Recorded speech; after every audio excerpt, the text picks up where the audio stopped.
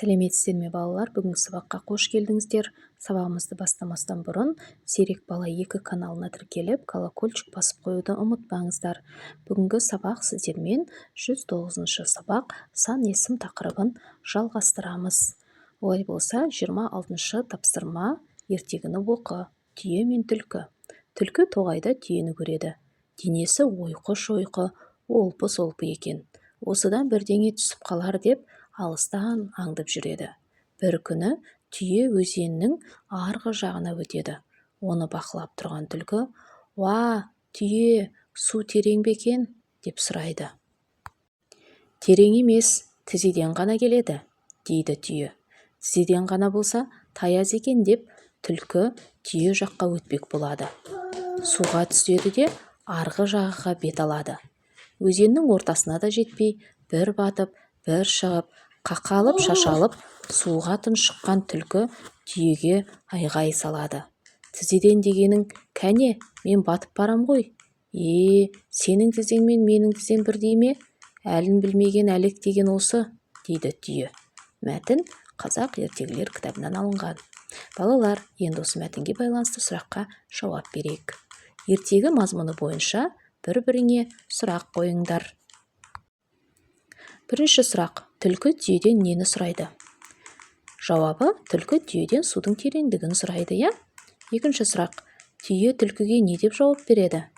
Жауабы: түйе түлкіге судың тереңдігі тізеден ғана деп жауап береді. Келесі сұрақ: түйе мен түлкінің қайсысының жауабы шындық, қайсысы жалған екенін дәлелде. Түйенің де, түлкінің де жауаптары шын. Дегенмен мұндағы түлкі түйенің жауабын түсінбей қалды. Түйе өзінің тізесін болжап айтты.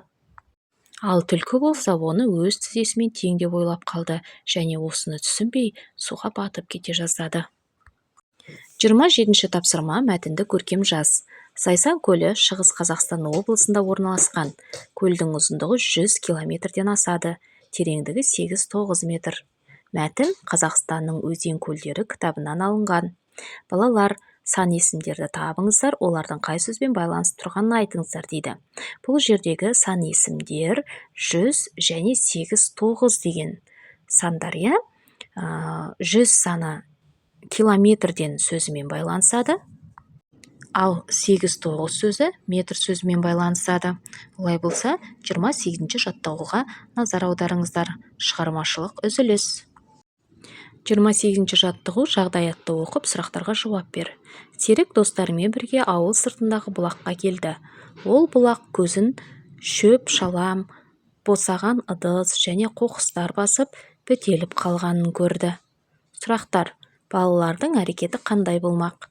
Менің ойымша, Серік және оның достары бұлақ көрсең көзін аш деген ұстанымды ұстап, бұлақтың жан-жағын шөп-шаламнан, қоқыстардан тазартады деп ойлаймын. Екінші сұрақ: бұлақ көзінің бітеліп қалуына кімдер кінәлі деп ойлайсыңдар? Бұлақ көзінің бітеліп қалуына сол ауылдың тұрғындары, яғни адамдар кінәлі деп ойлаймын.